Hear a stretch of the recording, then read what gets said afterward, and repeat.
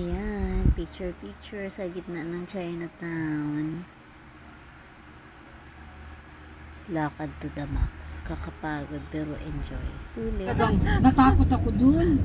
Kasi Sasabit ko siya. welcome to Barangay 287 Zone Chudot.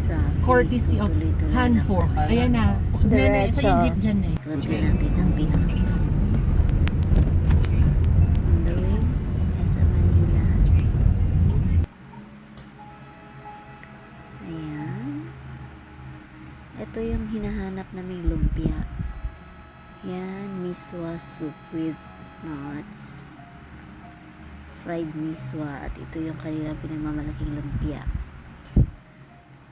Fresh lumpia ng Puheng.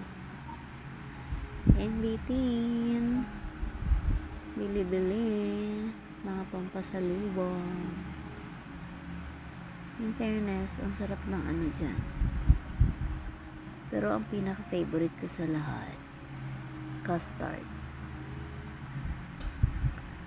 Ayan. Picture lang.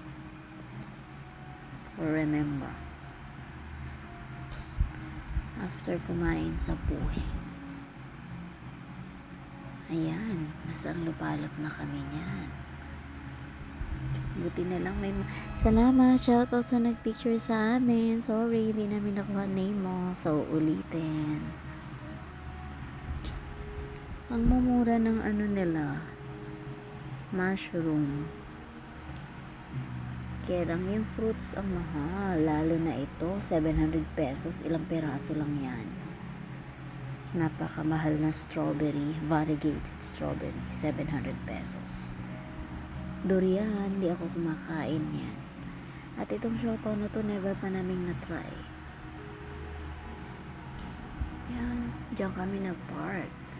Kailangan mong bumili para makapag-park ka. At ito yung One Nam Eatery.